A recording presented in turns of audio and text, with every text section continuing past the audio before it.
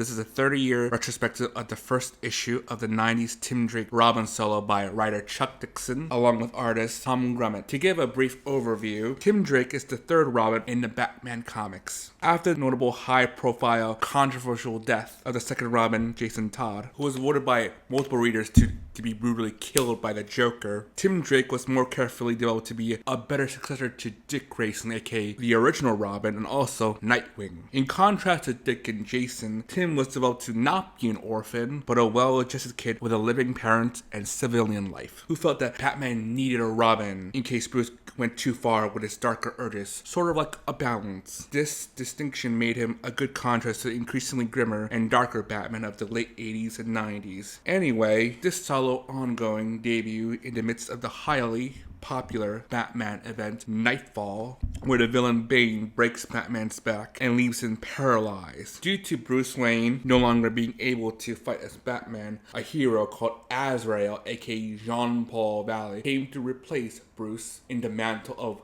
the Bat. Unfortunately, Azrael proved to be unstable and violent due to a mental condition he had in his childhood by the cult, the Order of Saint Dumas. It got so bad that Azrael kicked Robbin out of the Batcave where the story starts. Now in the very first issue of Tim's solo ongoing, writer Chuck Dixon and artist Tom Grummett immediately grabs the reader's attention with Azrael nearly choking Robbin to near death. The big intro splash pages and the multiple successful panels puts the readers right into action without any time wasted. With Azrael slowly losing control, this drives Tim out of the Batcave. Now, for the very first time, he's on his own without Batman. Now here where we get to the civilian side of Tim Drake, a part of his character that made him unique among the other Robins at this point. We see him interacting with his best friend Ives, who he disappoints because Tim planned a date with his girlfriend Ariana. Then we see Tim interact with Ariana where he tries to be a decent, loyal boyfriend. And finally, we see Tim interact with the other kids at his school, which leads to a bit of an argument with his girlfriend. All of this shows what made Tim so appealing to comic readers in the 90s, in that he had a more normal life compared to Dick Grayson and Jason Todd. He had to balance his life as a superhero sidekick with his life as a normal civilian. He doesn't want to disappoint the people in his personal life, but he also doesn't want to disappoint Batman and his responsibility as Robin. After this, we cut to a scene in Blackgate Prison, which is the prison for the non-crazy villains in the Bat mythos. Is where we see the villain Cluemaster, who's planning a scheme with several other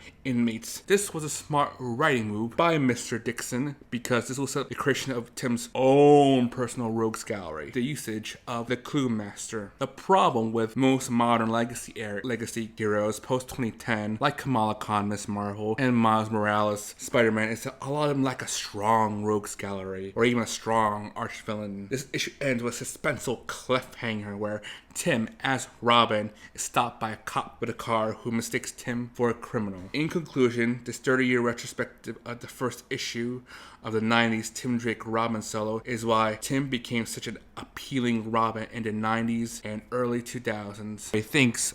So like, subscribe, and comment. And if you want to hear more of this, there's another video where I interview with a friend of mine on Tim Drake Robin and his ongoing solo.